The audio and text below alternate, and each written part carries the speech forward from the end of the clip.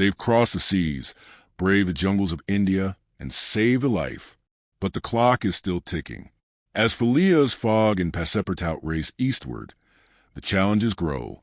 A broken railway in the middle of nowhere, an unexpected ride through wild terrain, and all the while, Detective Fix stays close, convinced that Fogg is not a gentleman, but a thief. In this leg of the journey, loyalty will be tested, and minutes could mean failure. The wager hangs by a thread. The adventure continues. Chapter 11, in which Phileas Fogg secures a curious means of conveyance at a fabulous price. The train had started punctually. Among the passengers were a number of officers, government officials, and opium and indigo merchants, whose business called them to the eastern coast. Passepartout rode in the same carriage with his master, and a third passenger occupied a seat opposite to them. This was Sir Francis Cromarty, one of Mr. Fogg's whist partners on the Mongolia, now on his way to join his corps at Benares. Sir Francis was a tall, fair man of 50, who had greatly distinguished himself in the last sepoy revolt. He made India his home, only paying brief visits to England at rare intervals, and was almost as familiar as a native with the customs, history, and character of India and its people. But Phileas Fogg, who was not traveling, but only describing circumference, took no pains to inquire into these subjects. He was a solid body, traversing an orbit around the terrestrial globe, according to the laws of rational mechanics. He was at this moment calculating in his mind the number of hours spent since his departure from London, and, had it been in his nature to make a useless demonstration, would have rubbed his hands for satisfaction. Sir Francis Cromarty had observed the oddity of his traveling companion.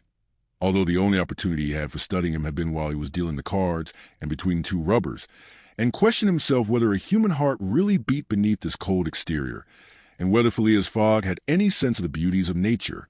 The brigadier general was free to mentally confess that, of all the eccentric persons he had ever met, none was comparable to this product of the exact sciences. Phileas Fogg had not concealed from Sir Francis his design of going round the world, nor the circumstances under which he set out, and the general only saw in the wager a useless eccentricity and a lack of sound common sense. In the way this strange gentleman was going on, he would leave the world without having done any good to himself or anybody else. An hour after leaving Bombay, the train had passed the viaducts in the island of Salsette and had got into the open country. At Kalyan, they reached the junction of the branch line which descends towards southeastern India by Kandala and Pouna, and, passing Powell, they entered the defile of the mountains, with their basalt bases, and their summits crowned with thick and verdant forests. Phileas Fogg and Sir Francis Cromarty exchanged a few words from time to time, and now Sir Francis, reviving the conversation, observed, "Some years ago, Mr. Fogg, you would have met with a delay at this point which would probably have lost you your wager." "How so, Sir Francis?" "Because the railway stopped at the base of these mountains, which the passengers were obliged to cross in palanquins or on ponies to Kandala on the other side." "Such a delay would not have deranged my plans in the least," said Mr. Fogg. "I have constantly foreseen the likelihood of certain obstacles." "But, Mr. Fogg," pursued Sir Francis, "you run the risk of having some difficulty about this worthy fellow's adventure at the pagoda." Passepartout, his feet comfortably wrapped in his traveling blanket, was sound asleep and did not dream that anybody was talking about him. The government is very severe upon that kind of offense. It takes particular care that the religious customs of the Indians should be respected, and if your servant were caught— "Very well, Sir Francis," replied Mr. Fogg. "If he had been caught, he would have been condemned and punished, and then would have quietly returned to Europe. I don't see how this affair could have delayed his master." The conversation fell again. During the night the train left the mountains behind and passed Nasik, and the next day proceeded over flat, well-cultivated country of the Kandish, with straggling villages, above which rose the minarets of the pagodas. This fertile territory is watered by numerous small rivers and limpid streams, mostly tributaries of the Godavari. Passepartout, on waking and looking out, could not realize that he was actually crossing India in a railway train. The locomotive, guided by an English engineer and fed with English coal, threw out its smoke upon cotton, coffee, nutmeg, clove, and pepper plantations, while the steam curled in spirals around groups of palm trees, in the midst of which were seen picturesque bungalows, the hurries, sort of abandoned monasteries, and marvelous temples enriched by the exhaustless ornamentation of Indian architecture. Then they came upon vast tracts extending to the horizon, with jungles inhabited by snakes and tigers, which fled at the noise of the train, succeeded by forests penetrated by the railway, and still haunted by elephants which, with pensive eyes, gazed at the train as it passed. The travelers crossed, beyond Milligom, the fatal country so often stained with blood by the sectaries of the goddess Kali. Not far off rose Allura, with its graceful pagodas, and the famous Aurangabad, capital of the ferocious Aurangzeb, now the chief town of one of the detached provinces of the kingdom of the Nizam. It was thereabouts that Feringhia, the thuggy chief, king of the stranglers, held his sway. These ruffians, united by a secret bond, strangled victims of every age in honor of the goddess Death, without ever shedding blood. There was a period when this part of the country could scarcely be traveled over without corpses being found in every direction. The English government has succeeded in greatly diminishing these murders, though the thuggies still exist and pursue the exercise of their horrible rights. At 12:30 the train stopped at Burhanpur, where Passepartout was able to purchase some Indian slippers, ornamented with false pearls, in which, with evident vanity, he proceeded to encase his feet. The travelers made a hasty breakfast and started off for a surger, after skirting for a little the banks of the small river Tapti, which empties into the Gulf of Cambrai, near Surat. Passepartout was now plunged into absorbing reverie. Up to his arrival at Bombay, he had entertained hopes that their journey would end there. But now that they were plainly whirling across India at full speed, a sudden change had come over the spirit of his dreams. His old vagabond nature returned to him. The fantastic ideas of his youth once more took possession of him. He came to regard his master's project as intended in good earnest, believed in the reality of the bet, and therefore in the tour of the world and the necessity of making it without fail within the designated period. Already he began to worry about possible delays and accidents which might happen on the way. He recognized himself as being personally interested in the wager, and trembled at the thought that he might have been the means of losing it by his unpardonable folly of the night before.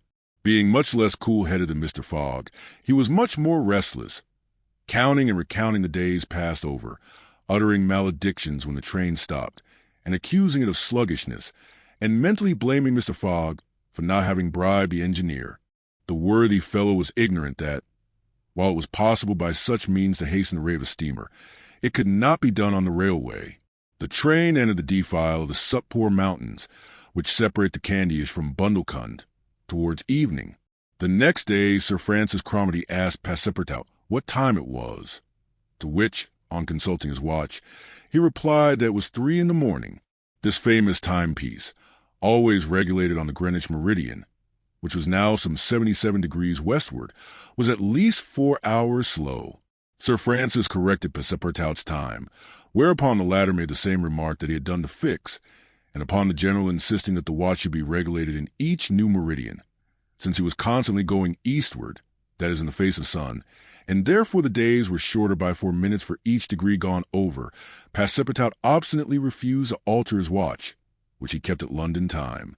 It was an innocent delusion which could harm no one. The train stopped at 8 o'clock, in the midst of a glade some 15 miles beyond Radhau, where there were several bungalows and workmen's cabins. The conductor, passing along the carriages, shouted, "Passengers will get out here." Phileas Fogg looked at Sir Francis Cromarty for an explanation, but the general could not tell what meant a halt in the midst of this forest of dates and acacias.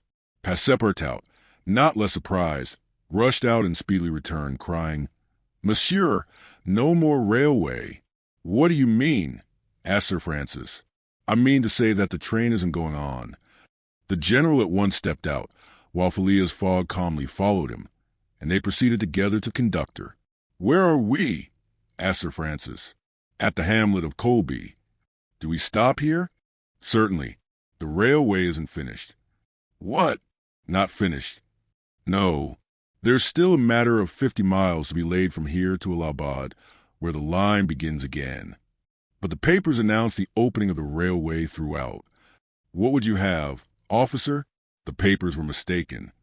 "Yet you sell tickets from Bombay to Calcutta," retorted Sir Francis, who was growing warm. "No doubt," replied the conductor.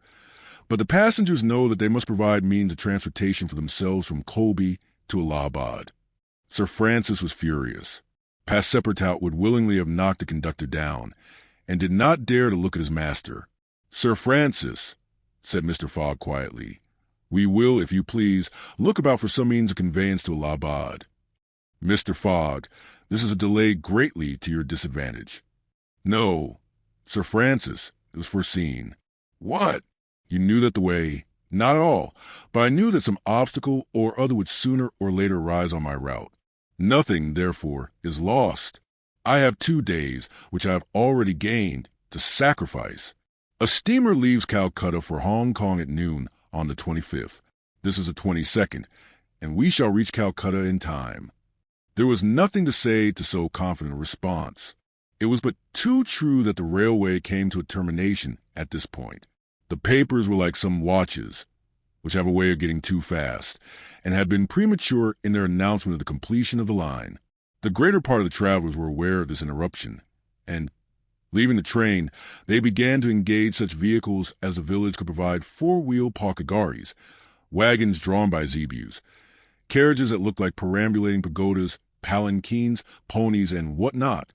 Mr. Fogg and Sir Francis Cromarty, after searching the village from end to end, came back without having found anything. "I shall go afoot," said Phileas Fogg. Passepartout, who had now rejoined his master, made a wry grimace, as he thought his magnificent, but 2 frail Indian shoes. Happily he too had been looking about him, and, after a moment's hesitation, said, "Monsieur, I think I have found a means of conveyance." "What?" "An elephant. An elephant that belongs to an Indian who lives but 100 steps from here." "Let's go and see the elephant," replied Mr. Fogg. They soon reached a small hut, near which, enclosed within some high palings, was the animal in question. An Indian came out of the hut, and, at their request, conducted them within the enclosure. The elephant, which its owner had reared not for a beast of burden, but for warlike purposes, was half domesticated. The Indian had begun already by often irritating him, and feeding him every 3 months on sugar and butter, to impart to him a ferocity not in his nature, this method being often employed by those who train the Indian elephants for battle. Happily, however, for Mr. Fogg, the animal's instruction in this direction had not gone far, and the elephant still preserved his natural gentleness. Kuni, this was the name of the beast, could doubtless travel rapidly for a long time, and, in default of any other means of conveyance, Mr. Fogg resolved to hire him. But elephants are far from cheap in India, where they are becoming scarce. The males, which alone are suitable for circus shows, are much sought, especially as but few of them are domesticated. When therefore Mr. Fogg proposed to the Indian to hire Kuni, he refused point blank. Mr. Fogg persisted, offering the excessive sum of £10 an hour for the loan of the beast to Allahabad. Refused. £20? Refused also. £40? Still refused. Passepartout jumped at each advance, but the Indian declined to be tempted. Yet the offer was an alluring one, for, supposing it took the elephant 15 hours to reach Allahabad, his owner would receive no less than £600 sterling.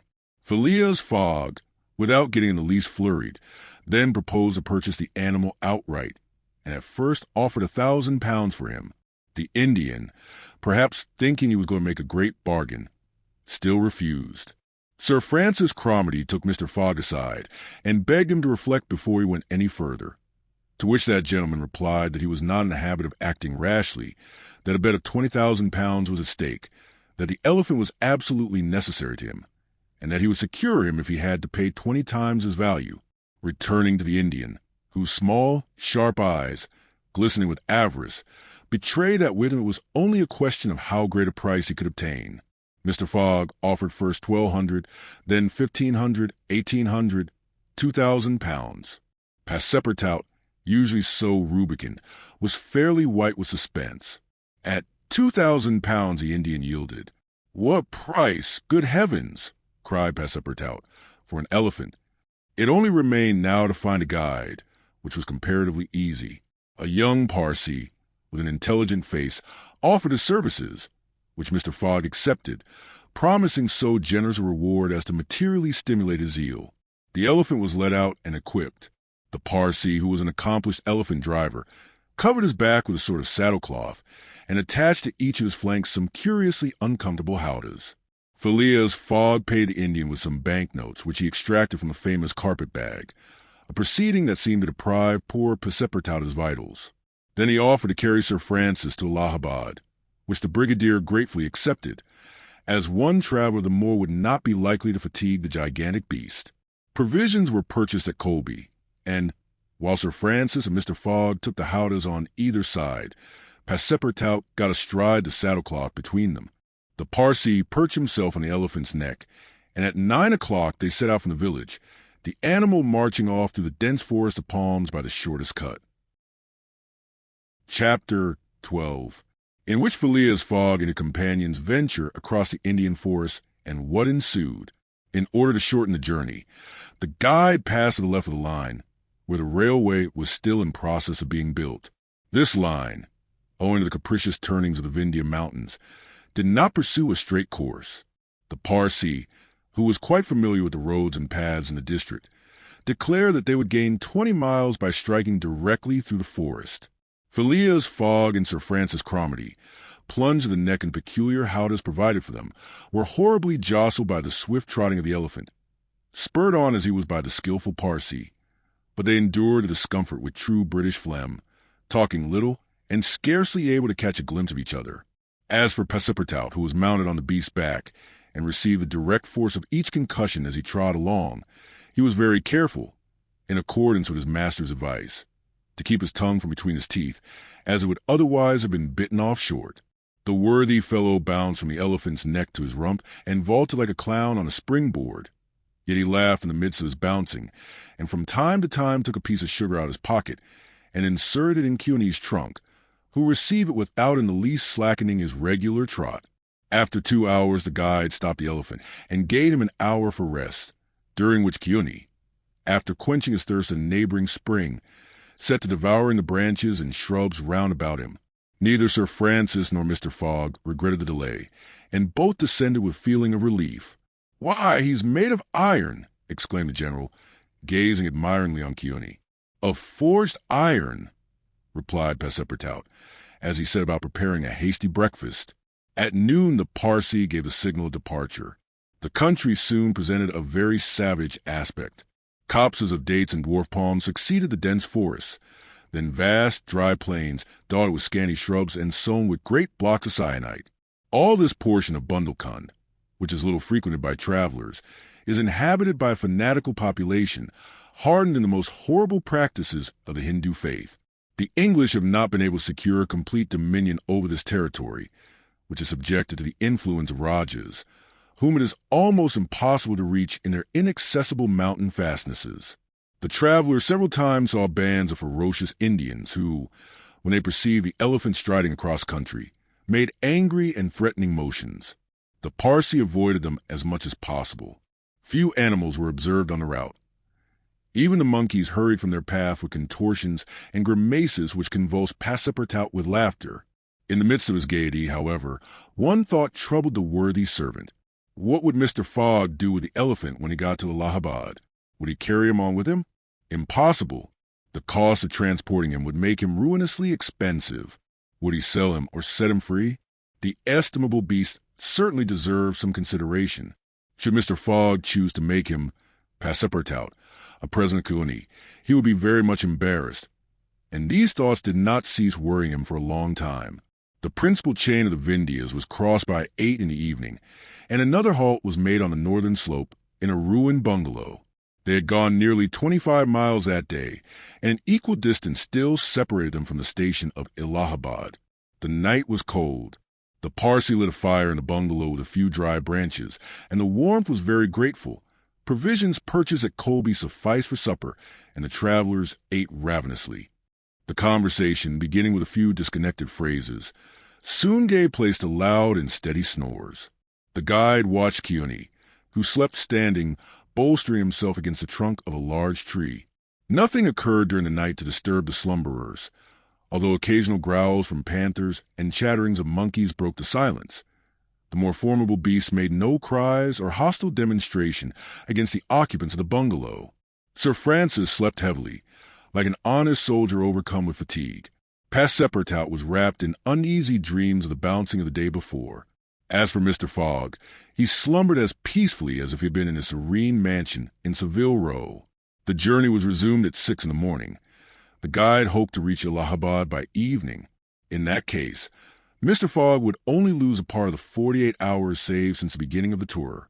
Goonie, resuming his rapid gait, soon descended the lower spurs of the Vindhyas, and towards noon they passed by the village of Callinger on the Kani, one of the branches of the Ganges. The guide avoided inhabited places, thinking it safer to keep the open country, which lies along the first depressions of the basin of the great river. Allahabad was now only 12 miles to the northeast. They stopped under a clump of bananas, the fruit of which, as healthy as bread and as succulent as cream, was amply partaken of and appreciated. At 2 o'clock the guide entered a thick forest which extended several miles. He preferred to travel under cover of the woods. They had not as yet had any unpleasant encounters, and the journey seemed on the point of being successfully accomplished, when the elephant, becoming restless, suddenly stopped. It was then 4 o'clock. "What's the matter?" asked Sir Francis, putting out his head. "I don't know, officer," replied the Parsee, listening attentively to a confused murmur which came through the thick branches. The murmur soon became more distinct. It now seemed like a distant concert of human voices accompanied by brass instruments. Passepartout was all eyes and ears. Mr. Fogg patiently waited without a word. The Parsee jumped to ground, fastened the elephant to a tree, and plunged into the thicket. He soon returned, saying, "A procession of Brahmins is coming this way. We must prevent their seeing us, if possible." The guide unloosed the elephant and led him into a thicket, at the same time asking the travelers not to stir. He held himself ready to bestride the animal at a moment's notice, should flight become necessary, but he evidently thought that the procession of the faithful would pass without perceiving them amid the thick foliage in which they were wholly concealed. The discordant tones of the voices and instruments drew nearer, and now droning songs mingled with the sound of the tambourines and cymbals. The head of the procession soon appeared beneath the trees, 100 paces away, and the strange figures who performed the religious ceremony were easily distinguished through the branches. First came the priests, with mitres on their heads and clothed in long lace robes. They were surrounded by men, women, and children, who sang a kind of lugubrious psalm, interrupted at regular intervals by the tambourines and cymbals, while behind them was drawn a car with large wheels, the spokes of which represented serpents entwined with each other. Upon the car, which was drawn by 4 richly caparisoned zebus, stood a hideous statue with 4 arms, the body colored a dull red, with haggard eyes, disheveled hair, protruding tongue, and lips tinted with beetle. It stood upright upon the figure of a prostrate and headless giant. Sir Francis, recognizing the statue, whispered, "The goddess Kali, the goddess of love and death." "Of death, perhaps," muttered back Passepartout, "but of love, that ugly old hag? Never." The Parsee made a motion to keep silence. A group of old fakirs were capering and making a wild ado round the statue. These were striped with ochre and covered with cuts whence their blood issued drop by drop. Stupid fanatics, who, in the great Indian ceremonies, still throw themselves under the wheels of Juggernaut. Some Brahmins, clad in all the sumptuousness of Oriental apparel, and leading a woman who faltered at every step, followed. This woman was young and as fair as a European. Her head and neck, shoulders, ears, arms, hands, and toes were loaded down with jewels and gems with bracelets, earrings, and rings, while a tunic bordered with gold and covered with a light muslin robe betrayed the outline of her form. The guards who followed the young woman presented a violent contrast to her, armed as they were with naked sabers hung at their waists and long damascene pistols, and bearing a corpse on a palanquin. It was the body of an old man, gorgeously arrayed in the habiliments of a Rajah, wearing, as in life, a turban embroidered with pearls, a robe of tissue of silk and gold, a scarf of cashmere sewed with diamonds, and the magnificent weapons of a Hindu prince. Next came musicians and a rear guard of capering fakirs, whose cries sometimes drowned the noise of the instruments.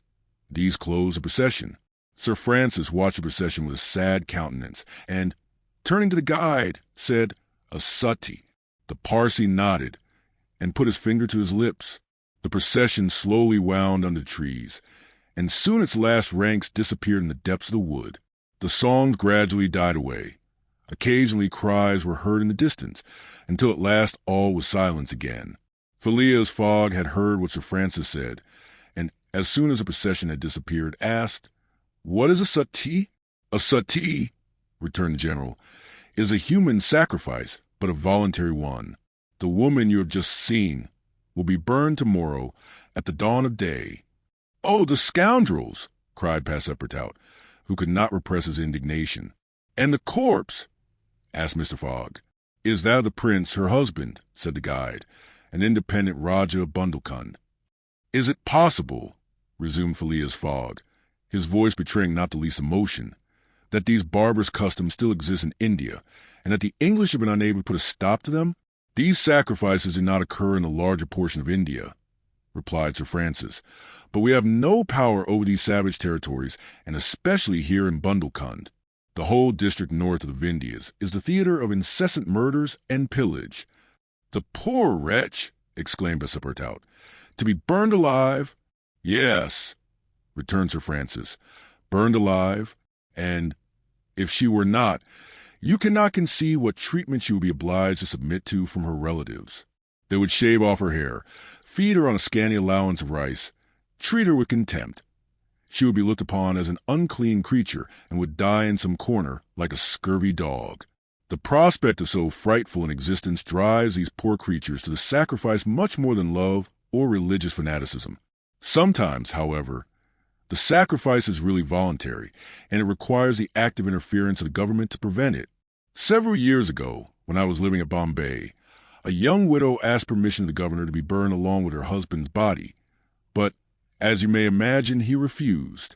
The woman left the town, took refuge with an independent Rajah, and there carried out her self-devoted purpose. While Sir Francis was speaking, the guide shook his head several times, and now said, "The sacrifice which will take place tomorrow at dawn is not a voluntary one." "How do you know?" "Everybody knows about this affair in Bundelkund." "But the wretched creature did not seem to be making any resistance," observed Sir Francis. "That was because they had intoxicated her with fumes of hemp and opium. But where are they taking her?" "To the Pagoda Palaji, 2 miles from here. She will pass the night there." "And the sacrifice will take place?" "Tomorrow at the first light of dawn." The guide now led the elephant out of the thicket and leaped upon his neck. Just at the moment that he was about to urge Kearney forward with a peculiar whistle, Mr. Fogg stopped him, and, turning to Sir Francis Cromarty, said, "Suppose we save this woman." "Save the woman, Mr. Fogg? I have yet 12 hours to spare. I can devote them to that."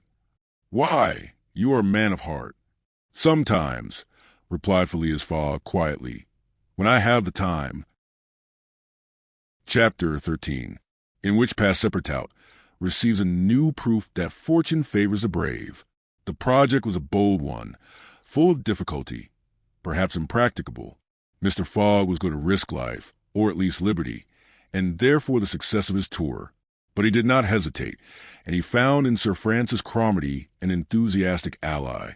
As for Passepartout, he was ready for anything that might be proposed. His master's idea charmed him. He perceived a heart, a soul, under that icy exterior. He began to love Phileas Fogg. There remained the guide. What course would he adopt? Would he not take part with the Indians? In default of his assistance, it was necessary to be assured of his neutrality. Sir Francis frankly put the question to him. "Officers," replied the guide, "I am a Parsee, and this woman is a Parsee. Command me as you will." "Excellent," said Mr. Fogg. "However," resumed the guide, "it is certain not only that we shall risk our lives, but horrible tortures if we are taken." "That is foreseen," replied Mr. Fogg. "I think we must wait till night before acting." "I think so," said the guide. The worthy Indian then gave some account of the victim, who, he said, was a celebrated beauty of the Parsee race, and the daughter of a wealthy Bombay merchant. She had received a thoroughly English education in that city, and, from her manners and intelligence, would be thought an European. Her name was Aouda, left an orphan. She was married against her will to the old Rajah of Bundelkund, and, knowing the fate that awaited her, she escaped was retaken and devoted by the Rajah's relatives, who had an interest in her death, to the sacrifice from which it seemed she could not escape. The Parsi's narrative only confirmed Mr. Fogg and his companions in their generous design. It was decided that the guide should direct the elephant towards the pagoda of Palaji, which he accordingly approached as quickly as possible. They halted half an hour afterwards in a copse some 500 feet from the pagoda, where they were well concealed, but they could hear the groans and cries of the fakirs distinctly. They then discussed the means of getting at the victim. The guide was familiar with the pagoda of Palaji, in which, as he declared, the young woman was imprisoned. Could they enter any of its doors while a whole party of Indians was plunged in a drunken sleep, or was it safer to attempt to make a hole in the walls? This could only be determined at the moment and the place themselves, but it was certain that the abduction must be made that night, and not when, at break of day, the victim was led to her funeral pyre. Then no human intervention could save her. As soon as night fell, about 6 o'clock, they decided to make a reconnaissance around the pagoda. The cries of the fakirs were just ceasing. The Indians were in the act of plunging themselves into drunkenness caused by liquid opium mingled with hemp, and it might be possible to slip between them to the temple itself. The Parsi, leading the others, noiselessly crept through the wood, and in 10 minutes they found themselves on the banks of a small stream, whence, by the light of the rosin torches, they perceived a pyre of wood, on the top of which lay the embalmed body of the Rajah, which was to be burned with his wife. The pagoda, whose minarets loomed above the trees in the deepening dusk, stood 100 steps away. "Come," whispered the guide. He slipped more cautiously than ever through the brush, followed by his companions. The silence around was only broken by the low murmuring of the wind among the branches. Soon the Parsi stopped on the borders of the glade, which was lit up by the torches. The ground was covered by groups of the Indians, motionless in their drunken sleep. It seemed a battlefield strewn with the dead. Men, women, and children lay together. In the background, among the trees, the pagoda of Palaji loomed distinctly. Much to the guide's disappointment, the guards of the Rajah, lighted by torches, were watching at the doors and marching to and fro with naked sabers. Probably the priests, too, were watching within. The Parsi, now convinced that it was impossible to force an entrance to the temple, advanced no farther, but led his companions back again. Phileas Fogg and Sir Francis Cromarty also saw that nothing could be attempted in that direction. They stopped and engaged in a whispered colloquy. "It is only 8 now," said the brigadier, "and these guards may also go to sleep." "It is not impossible," returned the Parsi. They lay down at the foot of a tree and waited. The time seemed long. The guide ever and anon left them to take an observation on the edge of the wood, but the guards watched steadily by the glare of the torches, and a dim light crept through the windows of the pagoda. They waited till midnight, but no change took place among the guards, and it became apparent that their yielding to sleep could not be counted on. The other plan must be carried out. An opening in the walls of the pagoda must be made. It remained to ascertain whether the priests were watching by the side of their victim as assiduously as were the soldiers at the door. After a last consultation, the guide announced that he was ready for the attempt and advanced, followed by the others. They took a roundabout way, so as to get the pagoda on the rear. They reached the walls about 12:30, without having met anyone. Here there was no guard, nor were there either windows or doors. The night was dark. The moon, on the wane, scarcely left the horizon and was covered with heavy clouds. The height of the trees deepened the darkness. It was not enough to reach the walls. An opening in them must be accomplished, and to attain this purpose the party only had their pocket knives. Happily the temple walls were built of brick and wood, which could be penetrated with little difficulty. After one brick had been taken out, the rest would yield easily. They set noiselessly to work, and the Parsi on one side and Passepartout on the other began to loosen the bricks, so as to make an aperture 2 feet wide. They were getting on rapidly, when suddenly a cry was heard in the interior of the temple, followed almost instantly by other cries replying from the outside. Passepartout and the guide stopped. Had they been heard? Was the alarm being given? Common prudence urged them to retire, and they did so, followed by Phileas Fogg and Sir Francis.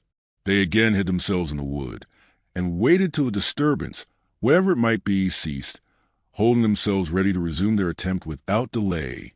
But, awkwardly enough, The guards now appear at the rear of the temple, and there install themselves, in readiness to prevent a surprise.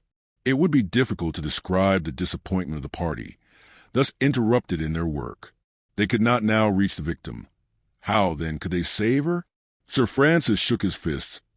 Passepartout was beside himself, and the guide gnashed his teeth with rage. The tranquil Fogg waited, without betraying any emotion. "We have nothing to do but to go away," whispered Sir Francis. "Nothing but to go away," echoed the guide. "Stop," said Fogg. "I am only due at Allahabad tomorrow before noon." "But what can you hope to do?" asked Sir Francis. "In a few hours it will be daylight, and the chance which now seems lost may present itself at the last moment." Sir Francis would have liked to read Phileas Fogg's eyes. What was this cool Englishman thinking of? Was he planning to make a rush for the young woman at the very moment of the sacrifice, and boldly snatch her from her executioners? This would be utter folly, and it was hard to admit that Fogg was such a fool. Sir Francis consented, however, to remain to the end of this terrible drama. The guide led them to the rear of the glade, where they were able to observe the sleeping groups. Meanwhile, Passepartout, who had perched himself on the lower branches of a tree, was resolving an idea which had at first struck him like a flash, and which was now firmly lodged in his brain. He had commenced by saying to himself, "What folly!" and then he repeated, "Why not, after all? It's a chance, perhaps the only one, and with such sots." Thinking thus, he slipped, with the suppleness of a serpent, to the lowest branches, the ends of which bent almost to the ground. The hours passed, and the lighter shades now announced the approach of day, though it was not yet light. This was the moment. The slumbering multitude became animated. The tambourines sounded, songs and cries arose. The hour of the sacrifice had come. The doors of the pagoda swung open, and a bright light escaped from its interior, in the midst of which Mr. Fogg and Sir Francis espied the victim. She seemed, having shaken off the stupor of intoxication, to be striving to escape from her executioner. Sir Francis's heart throbbed, and, convulsively seizing Mr. Fogg's hand, found in it an open knife. Just at this moment the crowd began to move. The young woman had again fallen into a stupor caused by the fumes of hemp, and passed among the fakirs, who escorted her with their wild, religious cries. Phileas Fogg and his companions, mingling in the rear ranks of the crowd, followed, and in 2 minutes they reached the banks of the stream, and stopped 50 paces from the pyre, upon which still lay the Rajah's corpse. In the semi-obscurity they saw the victim quite senseless, stretched out beside her husband's body. Then a torch was brought, and the wood, heavily soaked with oil, instantly took fire. At this moment Sir Francis and the guide seized Phileas Fogg, who, in an instant of mad generosity, was about to rush upon the pyre, but he had quickly pushed them aside, when the whole scene suddenly changed. A cry of terror arose. The whole multitude prostrated themselves, terror-stricken, on the ground. The old Rajah was not dead. Then, since he rose a sudden, like a spectre, took up his wife in his arms, and descended from the pyre in the midst of the clouds of smoke, which only heightened his ghostly appearance. Fakirs and soldiers and priests, seized with instant terror, lay there, with their faces on the ground, not daring to lift their eyes and behold such a prodigy. The inanimate victim was borne along by the vigorous arms which supported her, and which she did not seem in the least a burden. Mr. Fogg and Sir Francis stood erect. The Parsee bowed his head, and Passepartout was, no doubt, scarcely less stupefied. The resuscitated Rajah approached Sir Francis and Mr. Fogg, and, in an abrupt tone, said, "Let us be off." It was Passepartout himself, who had slipped upon the pyre in the midst of the smoke, and, profiting by the still overhanging darkness, had delivered the young woman from death. It was Passepartout who, playing his part with a happy audacity, had passed through the crowd amid the general terror. A moment after all four of the party had disappeared in the woods, and the elephant was bearing them away at a rapid pace. But the cries and noise, and the ball which whizzed through Phileas Fogg's hat, apprised them that the trick had been discovered. The old Rajah's body, indeed, now appeared upon the burning pyre, and the priests, recovered from their terror, perceived that an abduction had taken place. They hastened into the forest, followed by the soldiers, who fired a volley after the fugitives, but the latter rapidly increased the distance between them, and ere long found themselves beyond the reach of the bullets and arrows. Chapter 14, in which Phileas Fogg descends a whole length of the beautiful valley of the Ganges without ever thinking of seeing it. The rash exploit had been accomplished, and for an hour Passepartout laughed gaily at his success. Sir Francis pressed the worthy fellow's hand, and his master said, "Well done," which from him was high commendation, to which Passepartout replied that all the credit of the affair belonged to Mr. Fogg. As for him, he had only been struck with a queer idea, and he laughed to think that for a few moments he, Passepartout, the ex-gymnast, ex-sergeant fireman, had been the spouse of a charming woman, a venerable, embalmed Raja. As for the young Indian woman, she had been unconscious throughout what was passing, and now, wrapped up in a traveling blanket, was reposing in one of the howdahs. The elephant, thanks to the skillful guidance of the Parsee, was advancing rapidly through the still darksome forest, and, an hour after leaving Pagoda, had crossed a vast plain. They made a halt at 7 o'clock, the young woman being still in a state of complete prostration. The guide made her drink a little brandy and water, but the drowsiness which stupefied her could not yet be shaken off. Sir Francis, who was familiar with the effects of the intoxication produced by the fumes of hemp, reassured his companions on her account, but he was more disturbed at the prospect of her future fate. He told Phileas Fogg that, should Ouda remain in India, she would inevitably fall again into the hands of her executioners. These fanatics were scattered throughout the county and would, despite the English police, recover their victim at Madras, Bombay, or Calcutta. She would only be safe by quitting India forever. Phileas Fogg replied that he would reflect upon the matter. The station of Allahabad was reached about 10 o'clock, and, the interrupted line of railway being resumed, would enable them to reach Calcutta in less than 24 hours. Phileas Fogg would thus be able to arrive in time to take the steamer, which left Calcutta the next day, October 25th at noon, for Hong Kong. The young woman was placed in one of the waiting rooms of the station, whilst Passepartout was charged with purchasing for her various articles of toilet, a dress, shawl, and some furs, for which his master gave him unlimited credit. Passepartout started off forthwith, and found himself in the streets of Allahabad, that is, the city of God, one of the most venerated in India, being built at the junction of the two sacred rivers, Ganges and Jumna, the waters of which attract pilgrims from every part of the peninsula. The Ganges, according to the legends of the Ramayana, rises in heaven, whence, owing to Brahma's agency, it descends to the earth. Passepartout made it a point, as he made his purchases, to take a good look at the city. It was formerly defended by a noble fort, which has since become a state prison. Its commerce has dwindled away, and Passepartout in vain looked about him for such a bazaar as he used to frequent in Regent Street. At last he came upon an elderly, crusty Jew, who sold second-hand articles, and from whom he purchased a dress of Scotch stuff, a large mantle, and a fine otter-skin pelisse, for which he did not hesitate to pay £75. He then returned triumphantly to the station. The influence to which the priest of Pelagia had subjected Ouda began gradually to yield, and she became more herself, so that her fine eyes resumed all their soft Indian expression. When the poet king Yukaf Adal celebrates the charms of the queen of Amanagara, he speaks thus: her shining tresses, divided in two parts, encircle the harmonious contour of her white and delicate cheeks, brilliant in their glow and freshness. Her ebony brows have the form and charm of the bow of Kama, the god of love, and beneath her long silken lashes the purest reflections and a celestial light swim, as in the sacred lakes of Himalaya, in the black pupils of her great clear eyes. Her teeth, fine, equal, and white, glitter between her smiling lips like dewdrops in a passion flower's half-enveloped breast. Her delicately formed ears, her vermilion hands, her little feet, curved and tender as a lotus bud, glitter with the brilliancy of the loveliest pearls of Ceylon, the most dazzling diamonds of Golconda. Her narrow and supple waist, which a hand may clasp around, sets forth the outline of her rounded figure and the beauty of her bosom, where youth in its flower displays the wealth of its treasures, and beneath the silken fold of her tunic she seems to have been modeled in pure silver by the godlike hand of Vikvarkarma, the immortal sculptor. It is enough to say, without applying this poetical rhapsody to Ouda, that she was a charming woman, in all the European acceptation of the phrase. She spoke English with great purity, and the guide had not exaggerated in saying that the young Parsee had been transformed by her bringing up.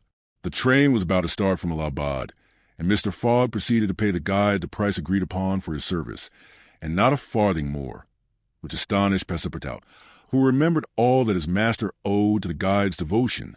He had, indeed, risked his life in the adventure at Pelagi, and, if he should be caught afterward by the Indians, he would with difficulty escape their vengeance. Keone also must be disposed of. What should be done with the elephant, which had been so dearly purchased?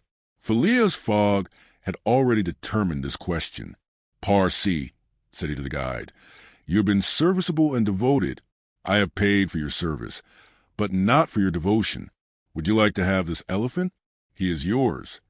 The guide's eyes glistened. "Your honor has given me a fortune," cried he. "Take him, guide," returned Mr. Fogg, "and I shall still be your debtor." "Good," exclaimed Passepartout. "Take him, friend. Keone is a brave and faithful beast." And, going up to the elephant, he gave him several lumps of sugar, saying, "Here, Keone, here." The elephant grunted out his satisfaction, and, clasping Passepartout around the waist with his trunk, lifted him as high as his head. Passepartout, not in the least alarmed, caressed the animal, which replaced him gently on the ground. Soon after, Phileas Fogg, Sir Francis Cromarty, and Passepartout, installed in the carriage with the Uda, who had the best seat, were whirling at full speed towards Benares. It was a run of 80 miles, and was accomplished in 2 hours. During the journey, the young woman fully recovered her senses. What was her astonishment to find herself in this carriage, on the railway, dressed in European habiliments, and with travelers who were quite strangers to her. Her companions first set about fully reviving her with a little liquor, and then Sir Francis narrated to her what had passed, dwelling upon the courage with which Phileas Fogg had not hesitated to risk his life to save her, and recounting the happy sequel of the venture, the result of Passepartout's rash idea.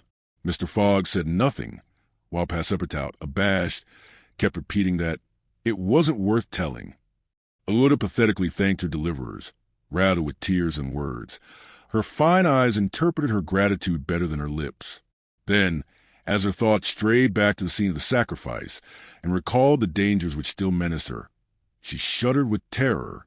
Phileas Fogg understood what was passing in Aouda's mind, and offered, in order to reassure her, to escort her to Hong Kong, where she might remain safely until the affair was hushed up, an offer which she eagerly and gratefully accepted.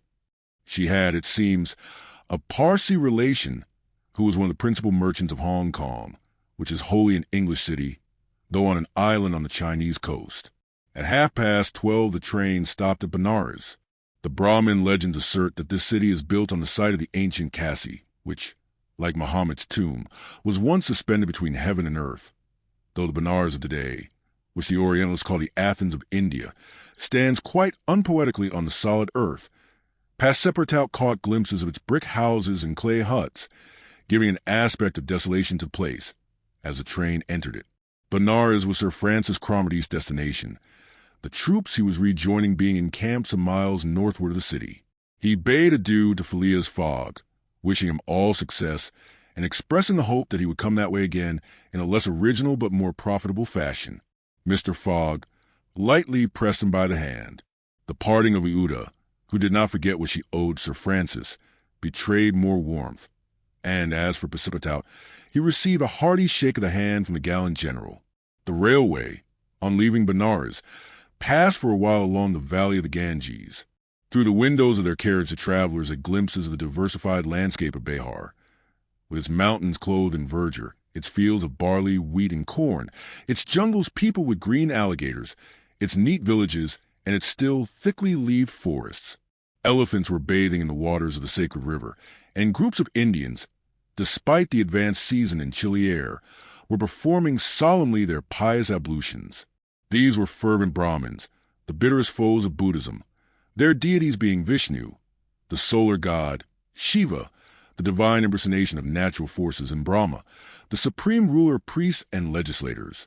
What would these divinities think of India, anglicized as it is today, with steamers whistling and scudding along the Ganges, frightening the gulls which float upon its surface, the turtles swarming along its banks, and the faithful dwelling upon its borders?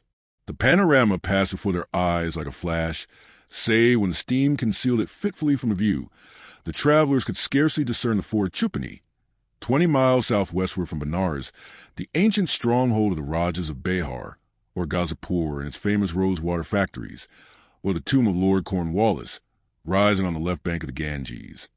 The fortified town of Buxar, or Patna, a large manufacturing and trading place, where is held the principal opium market of India, or Mungir, a more than European town, for it is as English as Manchester or Birmingham, with its iron foundries, edge-tool factories, and high chimneys puffing clouds of black smoke heavenward.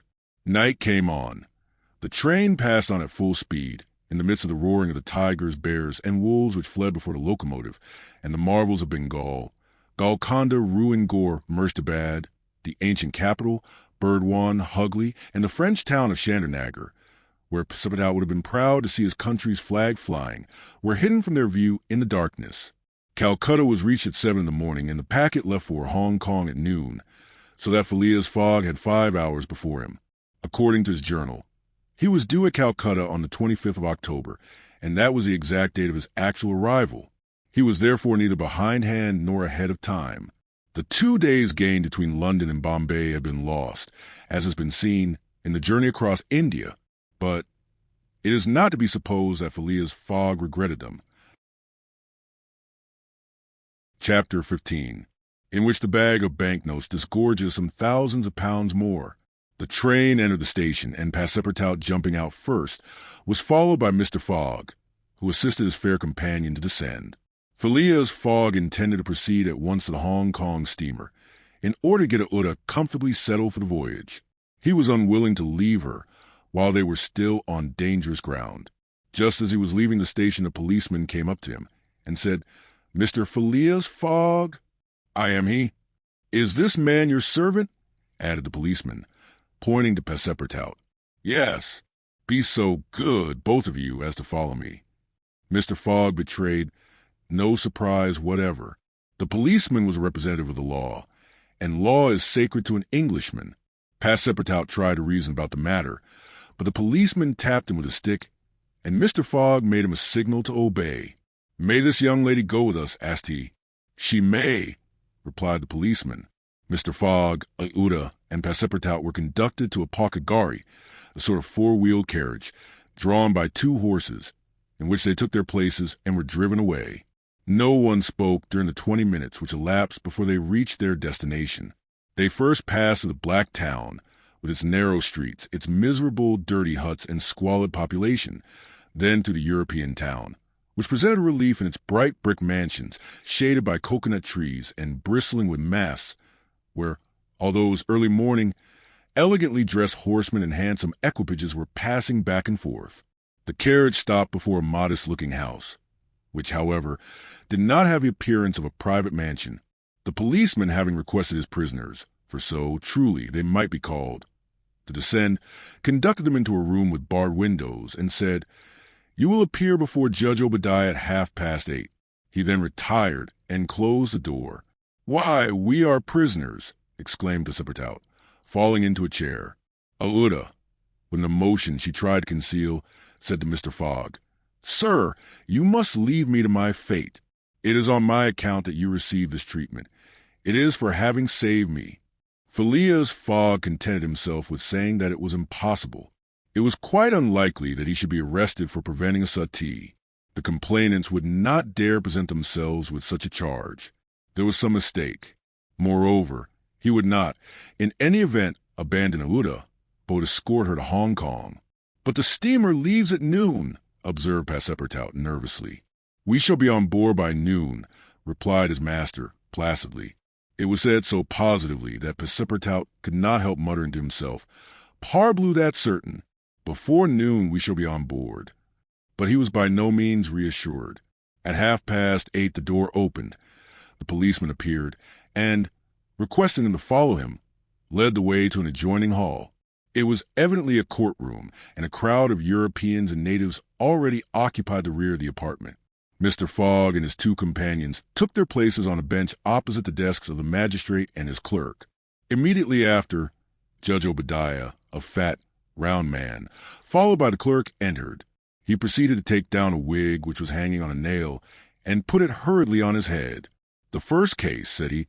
Then, putting his hand to his head, he exclaimed, "Heh, this is not my wig." "No, your worship," returned the clerk. "It is mine. My dear Mr. Oysterpuff, how can a judge give a wise sentence in a clerk's wig?" The wigs were exchanged. Passepartout was getting nervous, for the hands on the face of the big clock over the judge seemed to go around with terrible rapidity. "The first case," repeated Judge Obadiah. "Phileas Fogg," demanded Oysterpuff. "I am here," replied Mr. Fogg. "Passepartout?" "Present," responded Passepartout.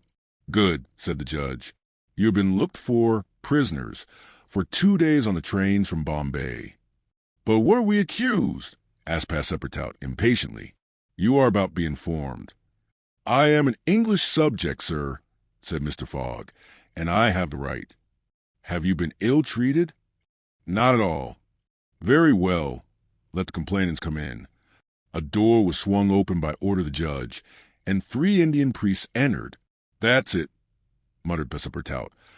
"These are the rogues who are going to burn our young lady." The priests took their places in front of the judge, and the clerk proceeded to read in a loud voice a complaint of sacrilege against Phileas Fogg and his servant, who were accused of having violated a place held consecrated by the Brahmin religion. "You hear the charge?" asked the judge. "Yes, sir," replied Mr. Fogg, consulting his watch, "and I admit it." "You admit it?" "I admit it, and I wish to hear these priests admit, in their turn, what they were going to do at the pagoda of Palaji." The priests looked at each other. They did not seem to understand what was said. "Yes," cried Passepartout warmly, "at the pagoda of Palaji, where they were on the point of burning their victim." The judge stared with astonishment, and the priests were stupefied. "What victim?" said Judge Obadiah. "Burn whom?" "In Bombay itself." "Bombay?" cried Passepartout. "Certainly. We are not talking of the pagoda of Palaji, but the pagoda of Malabar Hill at Bombay. And as a proof," added the clerk, "here are the desecrator's very shoes, which he left behind him." Whereupon he placed a pair of shoes on his desk. "My shoes!" cried Passepartout, in his surprise permitting this imprudent exclamation to escape him.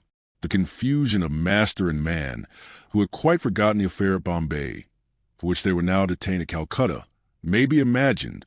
Fix, the detective, had foreseen the advantage which Passepartout's escapade gave him, and, delaying his departure for 12 hours, had consulted the priests of Malabar Hill. Knowing that the English authorities dealt very severely with this kind of misdemeanor, he promised them a goodly sum in damages, and sent them forward to Calcutta by the next train. Owing to the delay caused by the rescue of a young widow, Fix and the priests reached the Indian capital before Mr. Fogg and his servant, the magistrates having been already warned by a dispatch to arrest them should they arrive. Fix's disappointment when he learned that Phileas Fogg had not made his appearance in Calcutta may be imagined. He made up his mind that the robber had stopped somewhere on the route and taken refuge in the southern provinces. For 24 hours Fix watched the station with feverish anxiety. At last he was rewarded by seeing Mr. Fogg and Passepartout arrive, accompanied by a young woman, whose presence he was wholly at a loss to explain. He hastened for a policeman, and this was how the party came to be arrested and brought before Judge Obadiah. Had Passepartout been a little less preoccupied, he would have espied the detective ensconced in a corner of the courtroom, watching proceedings with an interest easily understood, for the warrant had failed to reach him at Calcutta, as it had done at Bombay and Suez. Judge Obadiah had unfortunately caught Passepartout's rash exclamation, which the poor fellow would have given the world to recall. "The facts are admitted?" asked the judge. "Admitted," replied Mr. Fogg coldly. "Inasmuch," resumed the judge, "as the English law protects equally and sternly the religions of the Indian people, and as the man Passepartout has admitted that he violated the sacred pagoda of Malabar Hill at Bombay on the 20th of October, I condemn the said Passepartout to imprisonment for 15 days and a fine of £300. £300! cried Passepartout, startled at the largeness of the sum. "Silence!" shouted the constable. "And inasmuch," continued the judge, "as it is not proved that the act was not done by the connivance of the master with the servant, and as the master in any case must be held responsible for the acts of his paid servant, I condemn Phileas Fogg to a week's imprisonment and a fine of £150. Fix rubbed his hands softly with satisfaction. If Phileas Fogg could be detained in Calcutta a week, it would be more than time for the warrant to arrive. Passepartout was stupefied. This sentence ruined his master. A wager of £20,000 lost, because he, like a precious fool, had gone into that abominable pagoda. Phileas Fogg, as self-composed as if the judgment did not in the least concern him, did not even lift his eyebrows while it was being pronounced. Just as the clerk was calling the next case, he rose and said, "I offer bail." "You have that right," returned the judge. Fix's blood ran cold, but he resumed composure when he heard the judge announce that the bail required for each prisoner would be £1,000. "I will pay it at once," said Mr. Fogg, taking a roll of bank bills from the carpet-bag, which Passepartout had by him, and placing them on the clerk's desk. "This sum will be restored to you upon your release from prison," said the judge. "Meanwhile, you are liberated on bail." "Come," said Phileas Fogg to the servant. "But let them at least give me back my shoes," cried Passepartout angrily. "Ah, these are pretty dear shoes," he muttered, as they were handed to him. "More than £1,000 apiece. Besides, they pinch my feet." Mr. Fogg, offering his arm to Aouda, then departed, followed by the crestfallen Passepartout. Fix still nourished hopes that the robber would not, after all, leave the £2,000 behind him, but would decide to serve out his week in jail, and issued forth on Mr. Fogg's traces. That gentleman took a carriage, and the party were soon landed on one of the quays. The Rangoon was moored half a mile off in the harbor, its signal of departure hoisted at the masthead. 11 o'clock was striking. Mr. Fogg was an hour in advance of time. Fix saw them leave the carriage and push off in a boat for the steamer, and stamped his feet with disappointment. "The rascal is off, after all," he exclaimed. £2,000 sacrificed. He's as prodigal as a thief. I'll follow him to the end of the world if necessary. But at the rate he is going on, the stolen money will soon be exhausted." The detective was not far wrong in making this conjecture. Since leaving London, what with traveling expenses, bribes, the purchase of the elephant, bails, and fines, Mr. Fogg had already spent more than £5,000 on the way, and the percentage of the sum recovered from the bank robber promised the detectives was rapidly diminishing. Chapter 16, in which Fix does not seem to understand in the least what is said to him. The Rangoon, one of the Peninsular and Oriental Company's boats plying the Chinese and Japanese seas, was a screw steamer built of iron, weighing about 1,770 tons, and with engines of 400 horsepower. She was as fast, but not as well fitted up as the Mongolia, and Aouda was not as comfortably provided for on board her as Phileas Fogg could have wished. However, the trip from Calcutta to Hong Kong only comprised some 3,500 miles, occupying from 10 to 12 days, and the young woman was not difficult to please. During the first days of the journey, Aouda became better acquainted with her protector, and constantly gave evidence of her deep gratitude for what he had done. The phlegmatic gentleman listened to her, apparently at least with coldness, neither his voice nor his manner betraying the slightest emotion, but he seemed to be always on the watch that nothing should be wanting to Aouda's comfort. He visited her regularly each day at certain hours, not so much to talk himself, as to sit and hear her talk. He treated her with the strictest politeness, but with the precision of an automaton, the movements of which had been arranged for this purpose. Aouda did not quite know what to make of him, though Passepartout had given her some hints of his master's eccentricity, and made her smile by telling her the wager which was sending him round the world. After all, she owed Phileas Fogg her life, and she always regarded him through the exalting medium of her gratitude. Aouda confirmed the Parsee guide's narrative of her touching history. She did, indeed, belong to the highest of the native races of India. Many of the Parsee merchants have made great fortunes there by dealing in cotton, and one of them, Sir Jamet Jejeeboy, was made a baronet by the English government. Aouda was a relative of this great man, and it was his cousin Gigi, whom she hoped to join at Hong Kong. Whether she would find protector in him she could not tell, but Mr. Fogg essayed to calm her anxieties and to assure her that everything would be mathematically. He used the very word, arranged. Aouda fastened her great eyes, clear as the sacred lakes of the Himalaya, upon him. But the intractable Fogg, as reserved as ever, did not seem at all inclined to throw himself into this lake. The first few days of the voyage passed prosperously, amid favorable weather and propitious winds, and they soon came in sight of the Great Andaman, the principal of the islands in the Bay of Bengal, with its picturesque Saddle Peak, 2,400 feet high, looming above the waters. The steamer passed along near the shores, but the savage Papuans, who are on the lowest scale of humanity, but are not, as has been asserted, cannibals, did not make their appearance. The panorama of the islands, as they steamed by them, was superb. Vast forests of palms, arrax, bamboo, teakwood, of the gigantic mimosa and tree-like ferns covered the foreground, while behind, the graceful outlines of the mountains were traced against the sky, and along the coast swarmed by thousands of precious swallows whose nests furnished a luxurious dish to the tables of the celestial empire.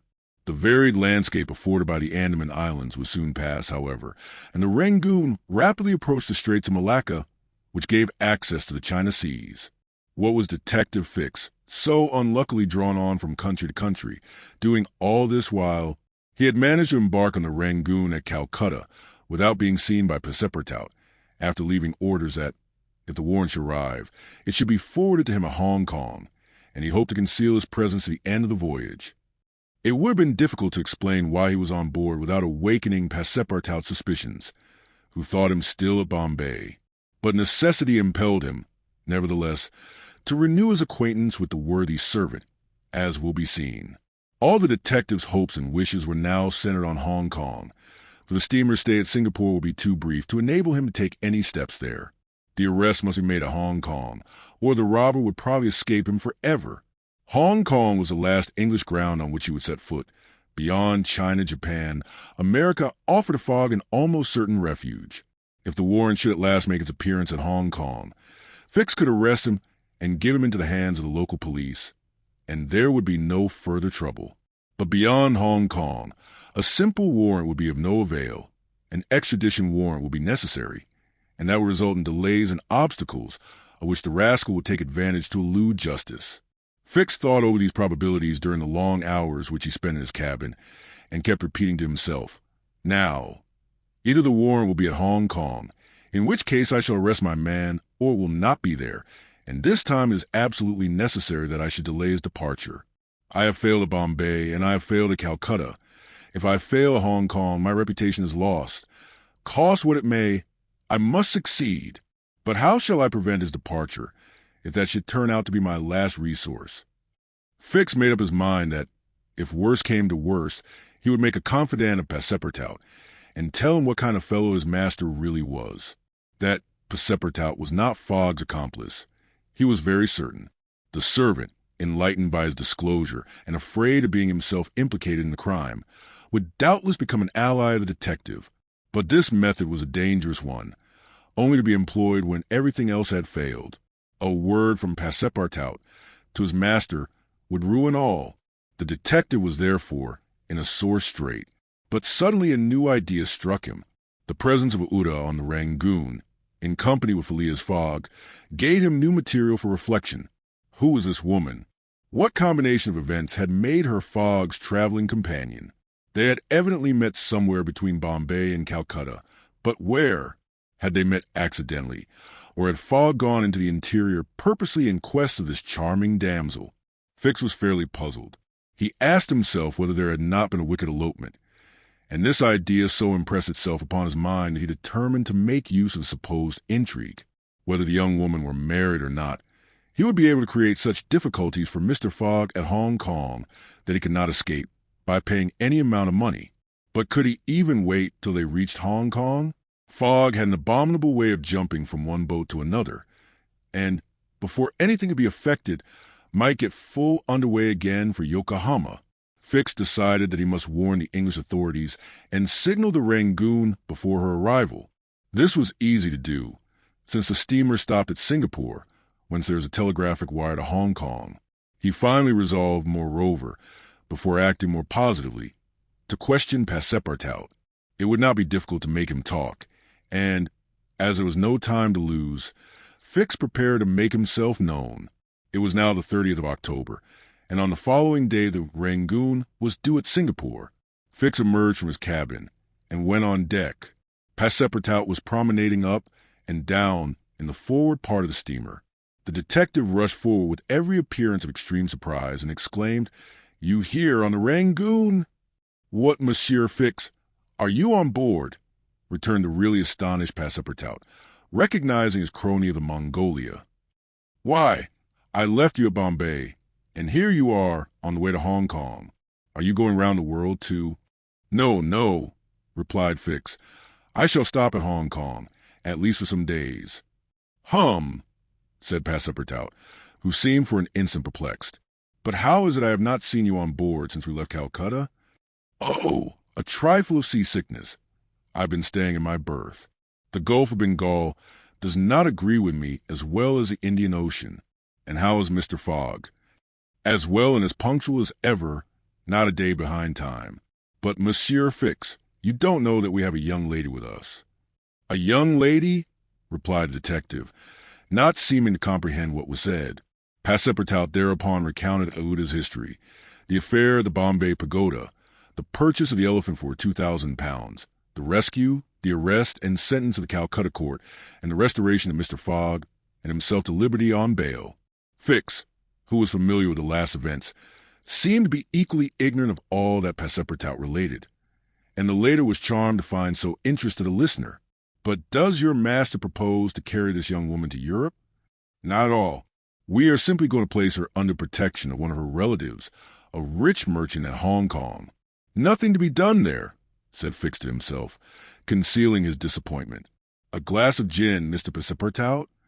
"Willingly, Monsieur Fix. We must at least have a friendly glass on board the Rangoon." Chapter 17. Showing what happened on the voyage from Singapore to Hong Kong.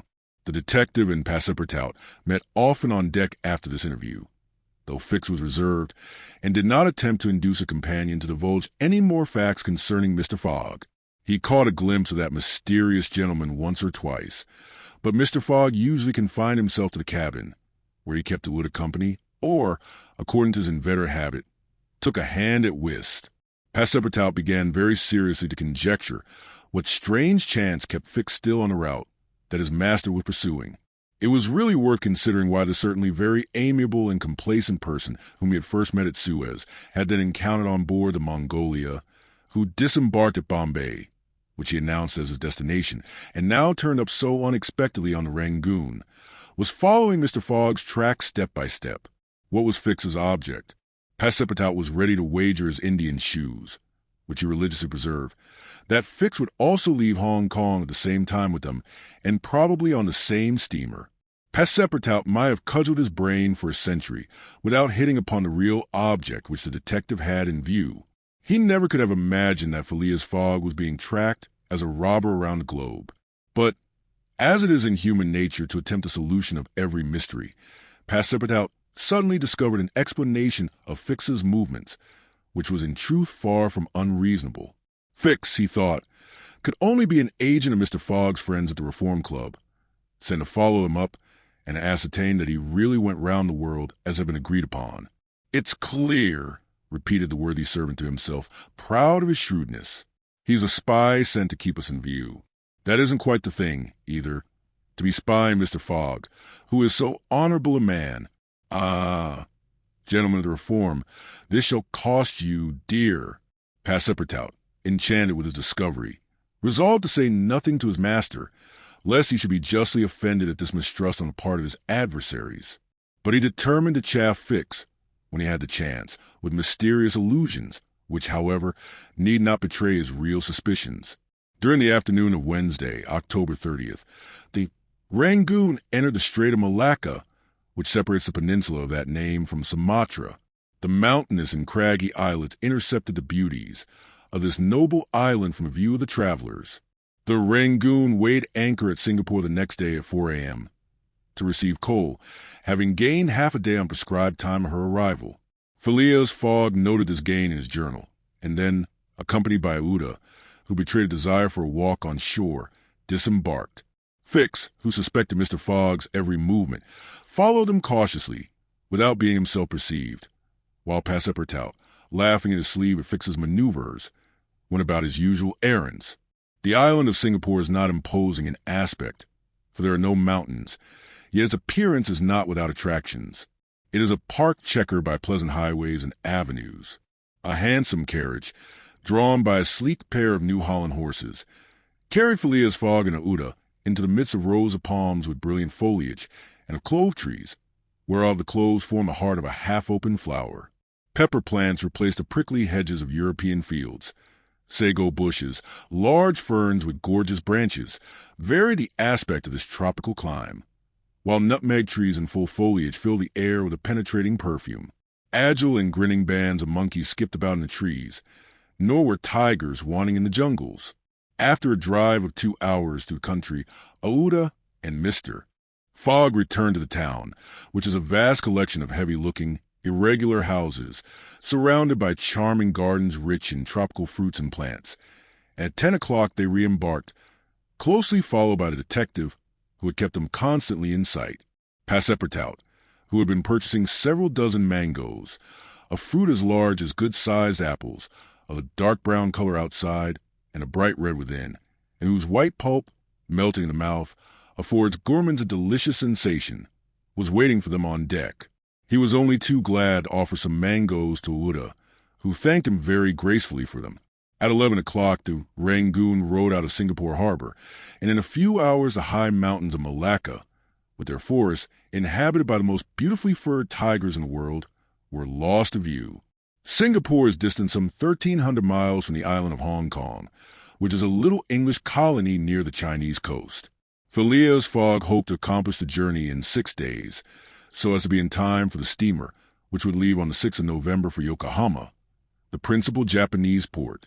The Rangoon had a large quota of passengers, many of whom disembarked at Singapore, among them a number of Indians, Ceylonese, Chinamen, Malays, and Portuguese, mostly second-class travelers.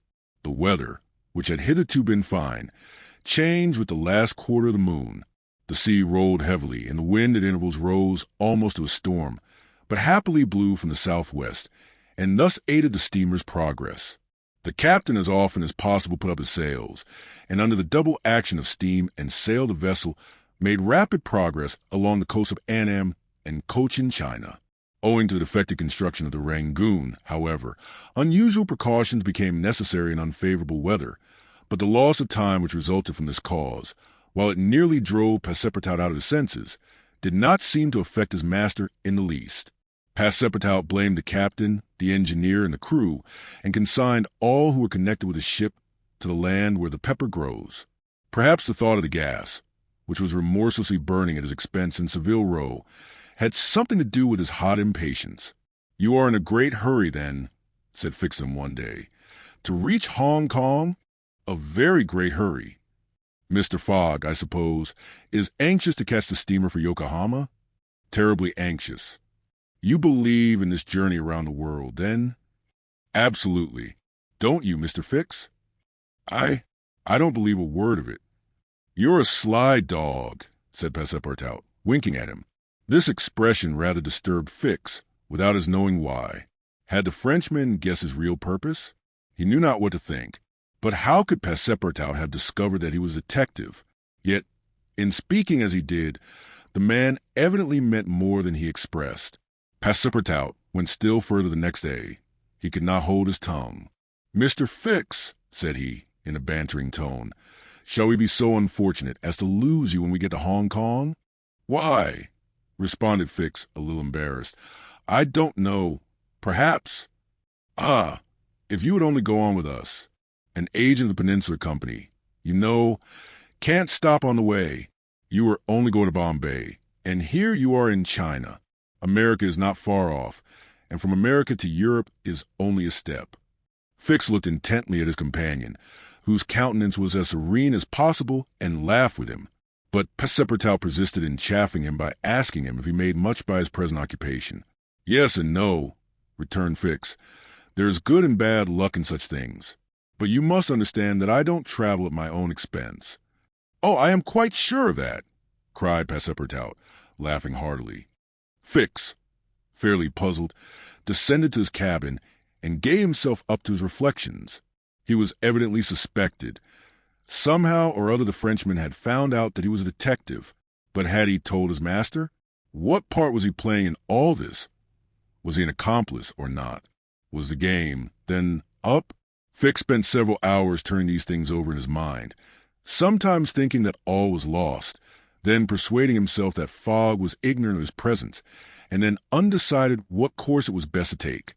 Nevertheless, he preserved his coolness of mind, and at last resolved to deal plainly with Passepartout.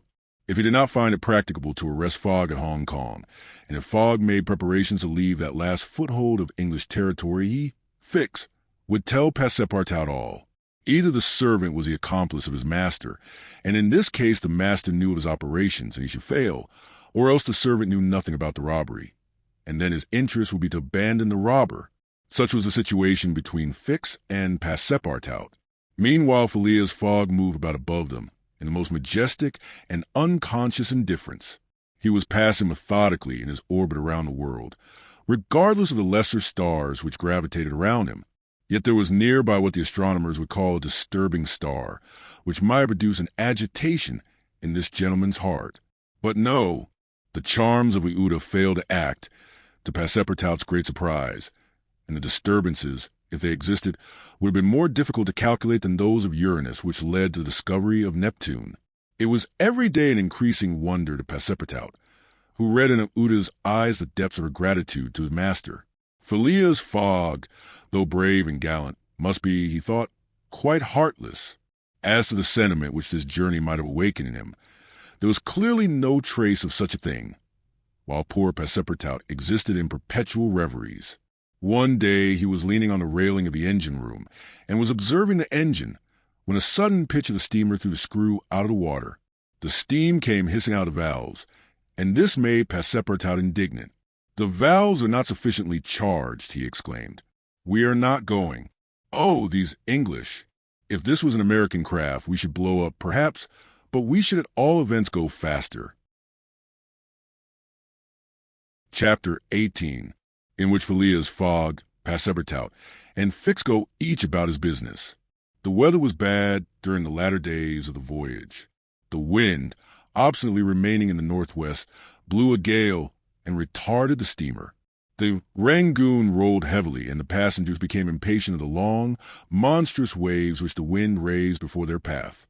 A sort of tempest arose on the 3rd of November, the squall knocking the vessel about with fury, and the waves running high. The Rangoon reefed all her sails, and even the rigging proved too much, whistling and shaking amid the squall. The steamer was forced to proceed slowly, and the captain estimated that she would reach Hong Kong 20 hours behind time, and more if the storm lasted. Phileas Fogg gazed at the tempestuous sea, which seemed to be struggling especially to delay him, with his habitual tranquillity. He never changed countenance for an instant, though a delay of 20 hours, by making him too late for the Yokohama boat, would almost inevitably cause the loss of the wager. But this man of nerve manifested neither impatience nor annoyance. It seemed as if the storm were a part of his program and had been foreseen. Ouida was amazed to find him as calm as he had been from the first time she saw him. Fix did not look at the state of things in the same light. The storm greatly pleased him. His satisfaction would have been complete had the Rangoon been forced to retreat before the violence of wind and waves. Each delay filled him with hope, for it became more and more probable that Fogg would be obliged to remain some days at Hong Kong, and now the heavens themselves became his allies with the gusts and squalls. It mattered not that they made him seasick. He made no account of this inconvenience, and, whilst his body was writhing under their effects, his spirit bounded with hopeful exultation. Passepartout was enraged beyond expression by the unpropitious weather. Everything had gone so well till now. Earth and sea had seemed to be at his master's service. Steamers and railways obeyed him. Wind and steam united to speed his journey. Had the hour of adversity come? Passepartout was as much excited as if the 20,000 pounds were come from his own pocket. The storm exasperated him. The gale made him furious, and he longed to lash the obstinate sea into obedience. Poor fellow! Fix carefully concealed from him his own satisfaction, for, had he betrayed it, Passepartout could scarcely have restrained himself from personal violence. Passepartout remained on deck as long as the tempest lasted, being unable to remain quiet below, and taking it into his head to aid the progress of the ship by lending a hand with the crew. He overwhelmed the captain, officers, and sailors, who could not help laughing at his impatience, with all sorts of questions. He wanted to know exactly how long the storm was going to last, whereupon he was referred to the barometer, which seemed to have no intention of rising. Passepartout shook it, but with no perceptible effect, for neither shaking nor maledictions could prevail upon it to change its mind. On the 4th, however, the sea became more calm and the storm lessened its violence. The wind veered southward and was once more favorable. Passepartout cleared up with the weather. Some of the sails were unfurled, and the Rangoon resumed its most rapid speed. The time lost could not, however, be regained. Land was not signaled until 5 o'clock on the morning of the 6th. The steamer was due on the 5th. Phileas Fogg was 24 hours behindhand, and the Yokohama steamer would, of course, be missed. The pilot went on board at 6 and took his place on the bridge to guide the Rangoon through the channels to the port of Hong Kong. Passepartout longed to ask him if the steamer had left for Yokohama, but he dared not, for he wished to preserve the spark of hope which still remained till the last moment. He had confided his anxiety to Fix, who, the sly rascal, tried to console him by saying that Mr. Fogg would be in time if he took the next boat, but this only put Passepartout in a passion. Mr. Fogg, bolder than his servant, did not hesitate to approach the pilot, and tranquilly asked him if he knew when a steamer would leave Hong Kong for Yokohama. "At high tide tomorrow morning," answered the pilot. "Ah!" said Mr. Fogg, without betraying any astonishment. Passepartout, who heard what passed, would willingly have embraced the pilot, while Fix would have been glad to twist his neck. "What is the steamer's name?" asked Mr. Fogg. "The Carnatic. Ought she not to have gone yesterday?" "Yes, sir, but they had to repair one of her boilers, and so her departure was postponed till tomorrow." "Thank you," returned Mr. Fogg, descending mathematically to the saloon. Passepartout clasped the pilot's hand and shook it heartily in his delight, exclaiming, "Pilot, you are the best of good fellows." The pilot probably does not know to this day why his responses won him this enthusiastic greeting. He remounted the bridge and guided the steamer to the flotilla of junks, tonkas, and fishing boats which crowd the harbor of Hong Kong. At 1 o'clock the Rangoon was at the quay, and the passengers were going ashore. Chance had strangely favored Phileas Fogg, for had not the Carnatic been forced to lie over for repairing her boilers, she would have left on the 6th of November, and the passengers to Japan would have been obliged to await for a week the sailing of the next steamer. Mr. Fogg was, it is true, 24 hours behind his time, but this could not seriously imperil the remainder of his tour. The steamer, which crossed the Pacific from Yokohama to San Francisco, made a direct connection with that from Hong Kong, and it could not sail until the latter reached Yokohama. And if Mr. Fogg was 24 hours late on reaching Yokohama, this time would no doubt be easily regained in the voyage of 22 days across the Pacific. He found himself, then, about 24 hours behindhand, 35 days after leaving London. The Carnatic was announced to leave Hong Kong at 5 the next morning. Mr. Fogg had 16 hours in which to attend his business there, which was to deposit Uda safely with her wealthy relative. On landing, he conducted her to a palanquin, in which they repaired to the club hotel. A room was engaged for the young woman, and Mr. Fogg, after seeing that she wanted for nothing, set out in search of her cousin Gigi. He instructed Passepartout to remain at the hotel until his return, that Uda might not be left entirely alone. Mr. Fogg repaired to the exchange, where, he did not doubt, everyone would know so wealthy and considerable a personage as the Parsee merchant. Meeting a broker, he made the inquiry, to learn that Gigi had left China 2 years before, and, retiring from business with an immense fortune, had taken up his residence in Europe. In Holland, the broker thought, with the merchants of which country he had principally traded. Phileas Fogg returned to the hotel, begged a moment's conversation with the Uda, and without more ado, apprised her that Gigi was no longer at Hong Kong, but probably in Holland. Uda at first said nothing. She passed her hand across her forehead and reflected a few moments. Then, in her sweet, soft voice, she said, "What ought I to do, Mr. Fogg?" "It is very simple," responded the gentleman. "Go on to Europe. But I cannot intrude." "You do not intrude, nor do you in the least embarrass my project. Passepartout, monsieur," go to the Carnatic, and engage 3 cabins. Passepartout, delighted that the young woman, who was very gracious to him, was going to continue the journey with him, went off at a brisk gait to obey his master's order. Chapter 19, in which Passepartout takes a too great interest in his master, and what comes of it.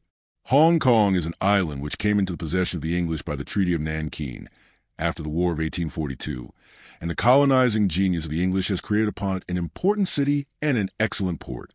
The island is situated at the mouth of the Canton River, and is separated by about 60 miles from the Portuguese town Macau on the opposite coast. Hong Kong has beaten Macau in the struggle for the Chinese trade, and now the greater part of the transportation of Chinese goods finds its depot at the former place. Docks, hospitals, wharves, a Gothic cathedral, a government house, macadamized streets, give to Hong Kong the appearance of a town in Kent or Surrey transferred by some strange magic to the antipodes. Passepartout wandered, with his hands in his pockets, towards the Victoria port, gazing as he went at the curious palanquins and other modes of conveyance, and the groups of Chinese, Japanese, and Europeans who passed to and fro in the streets. Hong Kong seemed to him not unlike Bombay, Calcutta, and Singapore, since, like them, it betrayed everywhere the evidence of English supremacy. At the Victoria port he found confused massive ships of all nations, English, French, American, and Dutch, men of war and trading vessels, Japanese and Chinese junks, sempas, tonkas, and flower boats, which formed so many floating parterres. Passepartout noticed in the crowd a number of the natives who seemed very old and were dressed in yellow. On going into a barber's to get shaved, he learned that these ancient men were all at least 80 years old, at which age they are permitted to wear yellow, which is the imperial color.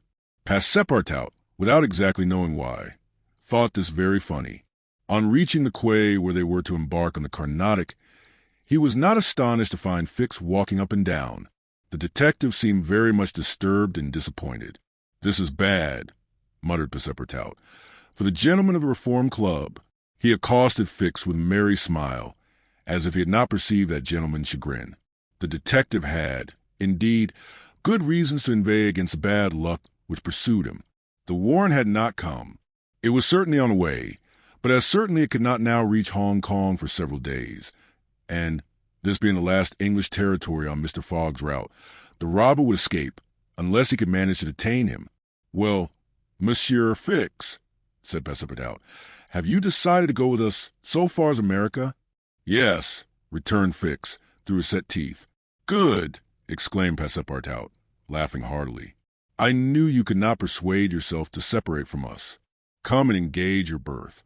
They entered the steamer office and secured cabins for 4 persons.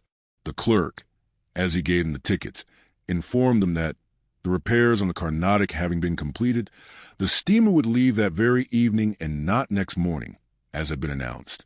"That will suit my master all the better," said Passepartout. "I will go and let him know."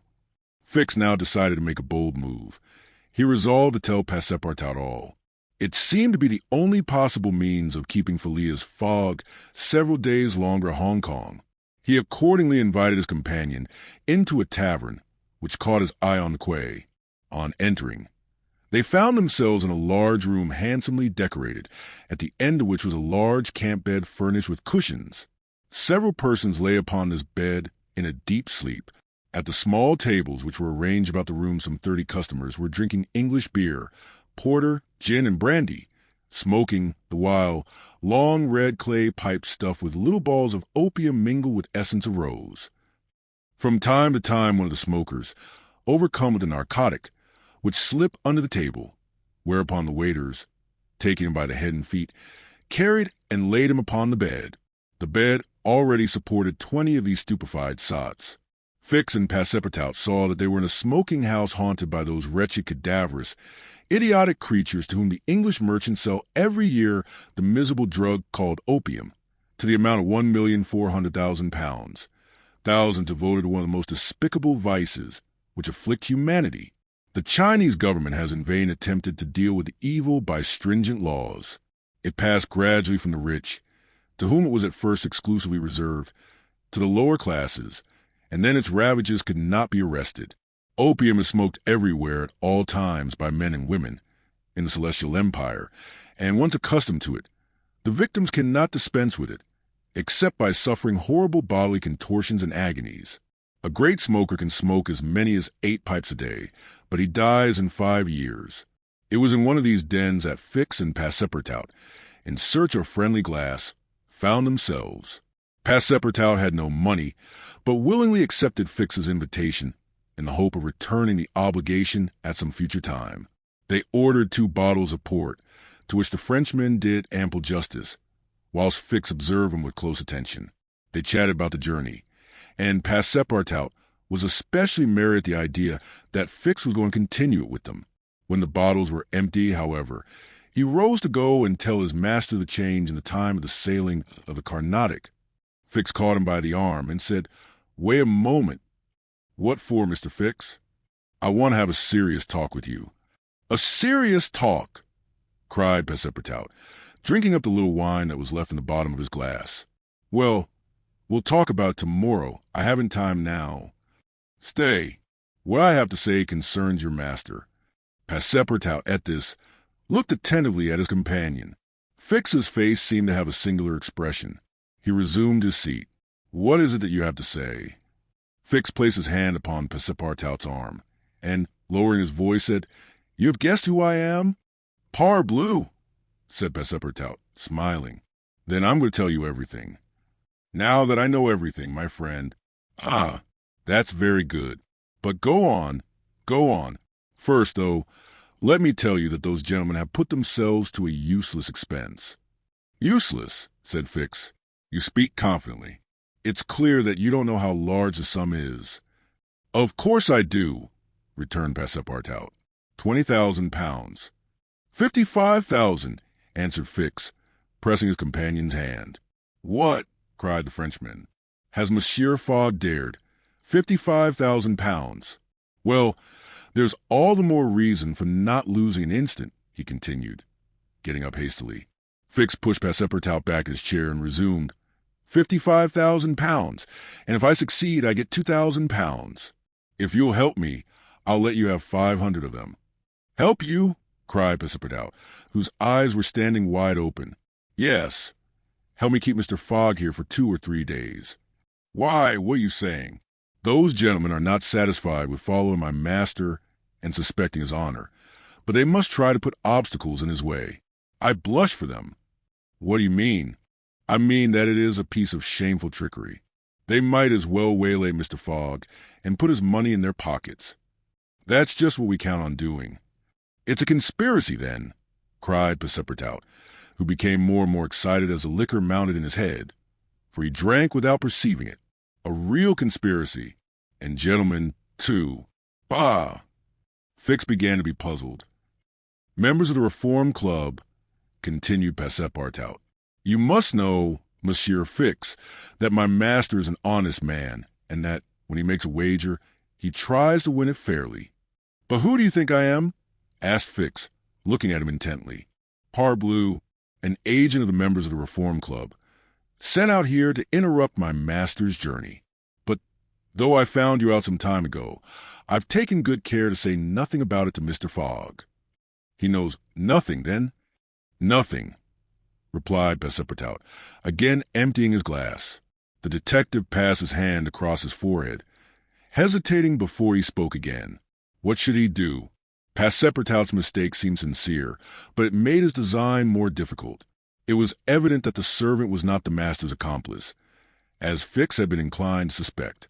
"Well," said the detective to himself, "as he is not an accomplice, he will help me." He had no time to lose. Fogg must be detained at Hong Kong, so he resolved to make a clean breast of it. "Listen to me," said Fix abruptly. "I am not, as you think, an agent of the members of the Reform Club." "Bah!" retorted Passepartout, with an air of raillery. "I am a police detective, sent out here by the London office." "You a detective?" "I will prove it. Here is my commission." Passepartout was speechless with astonishment when Fix displayed this document, the genuineness of which could not be doubted. "Mr. Fogg's wager," resumed Fix, "is only a pretext of which you and the gentlemen of the Reform are dupes. He had a motive for securing your innocent complicity." "But why?" "Listen. On the 28th of last September, a robbery of £55,000 was committed at the Bank of England by a person whose description was fortunately secured. Here is his description.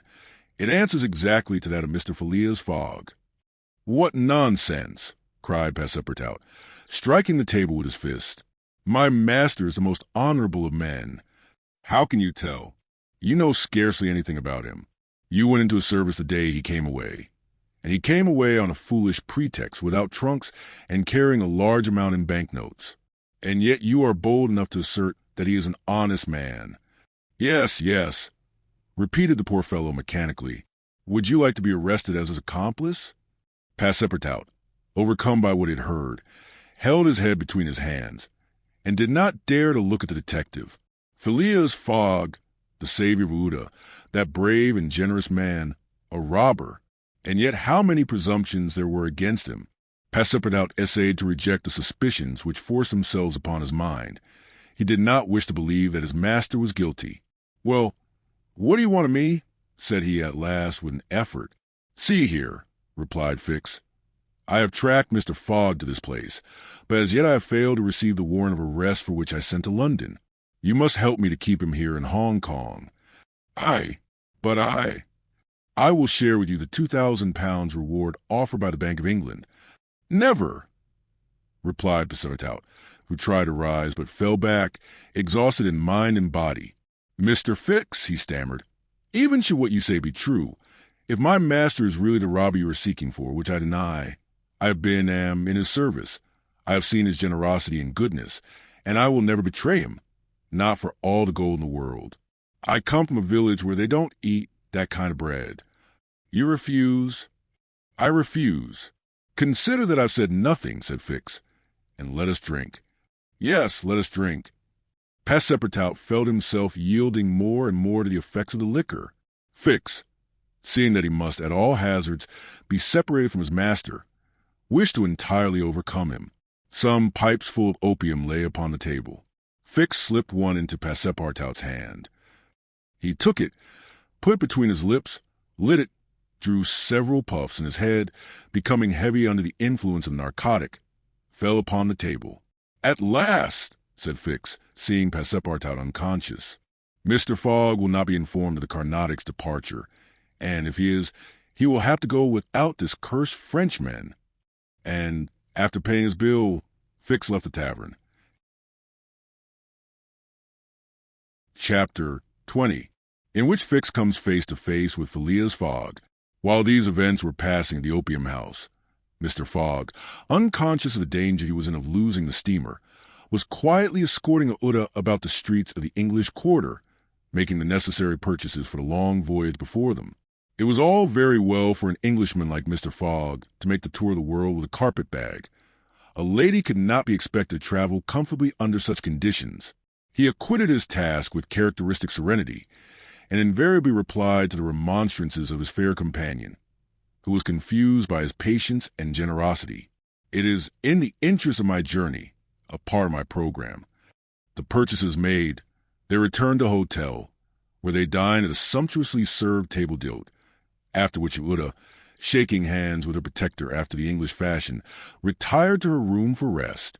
Mr. Fogg absorbed himself throughout the evening in the perusal of the Times and Illustrated London News.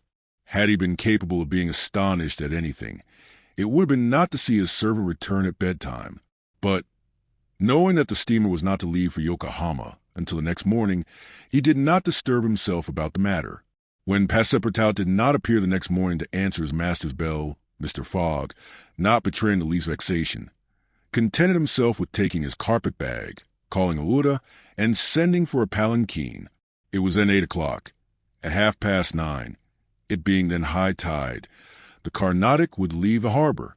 Mr. Fogg and Ouda got into the palanquin, their luggage being brought after on a wheelbarrow, and half an hour later stepped upon the quay, whence they were to embark. Mr. Fogg then learned that the Carnatic had sailed the evening before. He had expected to find not only the steamer, but his domestic, and was forced to give up both, but no sign of disappointment appeared on his face, and he merely remarked to Ouda, "It is an accident, madam, nothing more." At this moment a man who had been observing him attentively approached. It was Fix, who, bowing, addressed Mr. Fogg. "Were you not, like me, sir, a passenger by the Rangoon, which arrived yesterday?" "I was, sir," replied Mr. Fogg coldly, "but I have not the honor." "Pardon me. I thought I should find your servant here." "Do you know where he is, sir?" asked Uda anxiously. "What?" responded Fix, feigning surprise. "Is he not with you?" "No," said Uda. "He has not made his appearance since yesterday. Could he have gone on board the Carnatic without us?" "Without you, madam?" answered the detective. "Excuse me, did you intend to sail in the Carnatic?" "Yes, sir." "So did I, madam, and I am excessively disappointed. The Carnatic, its repairs being completed, left Hong Kong 12 hours before the stated time, without any notice being given, and we must now wait a week for another steamer." As he said, "A week," Fix felt his heart leap for joy. Fogg detained at Hong Kong for a week. There would be time for the warrant to arrive, and fortune at last favored the representative of the law.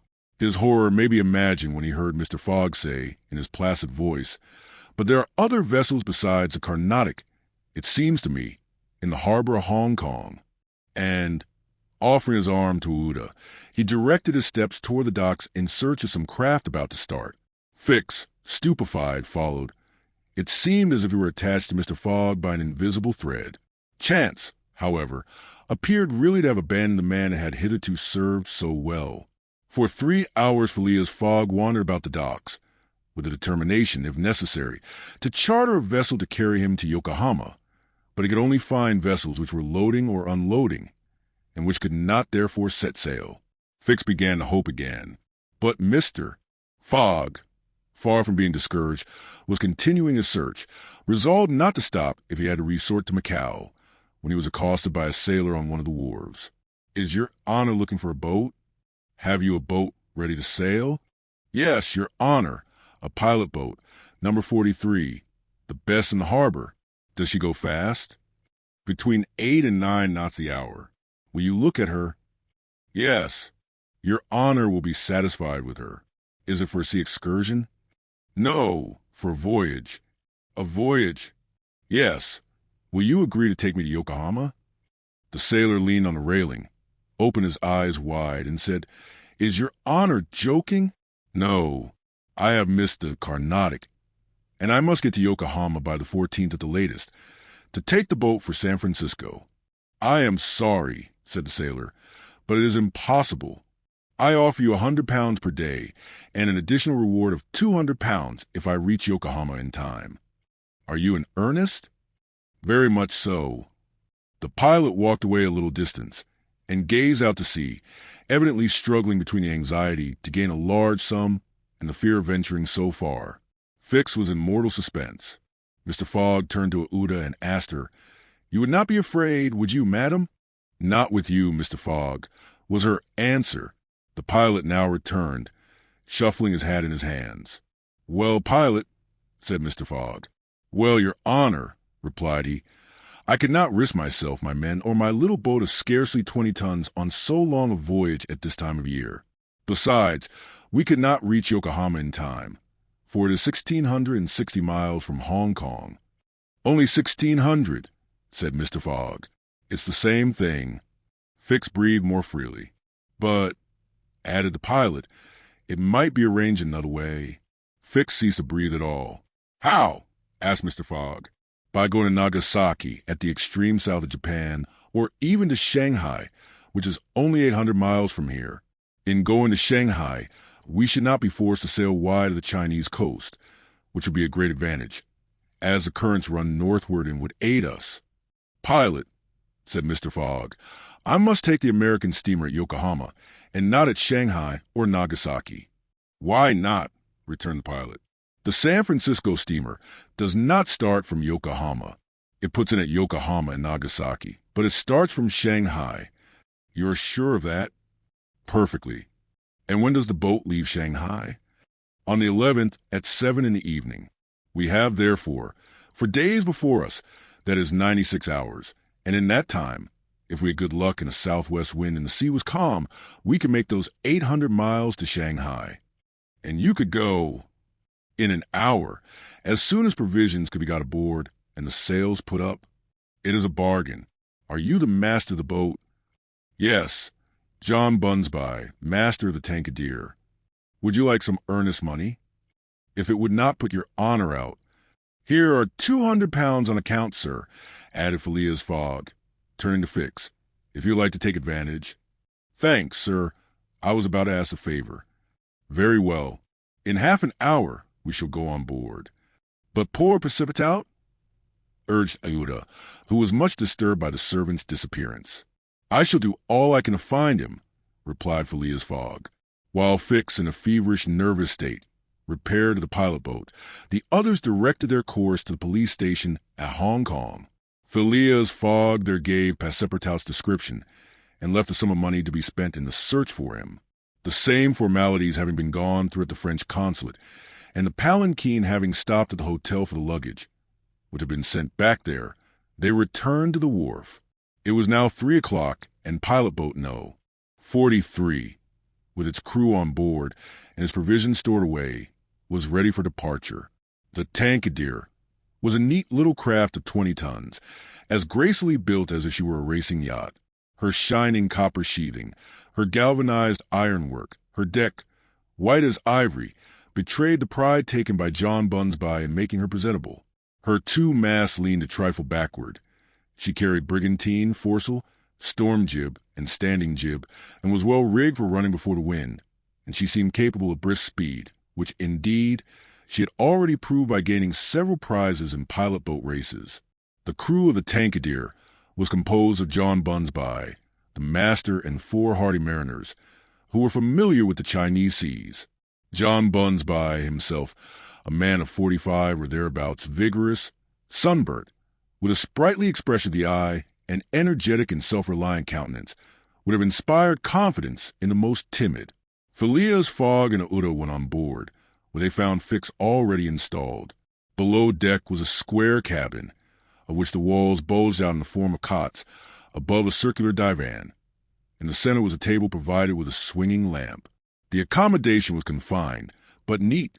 I am sorry to have nothing better to offer you, said Mr. Fogg to Fix, who bowed without responding. The detective had a feeling akin to humiliation in profiting by the kindness of Mr. Fogg.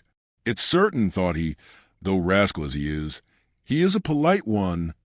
The sails and the English flag were hoisted at 10 minutes past 3. Mr. Fogg and Aouda, who were seated on deck, cast a last glance at the quay, in the hope of espying Passepartout. Fix was not without his fears lest chance should direct the steps of the unfortunate servant, whom he had so badly treated, in this direction, in which case an explanation the reverse of satisfactory to the detective must have ensued.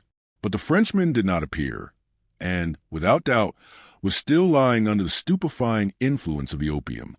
John Bunsby, master, at length gave the order to start, and the Tankadere, taking the wind under her brigantine, foresail, and standing jib, bounded briskly forward over the waves.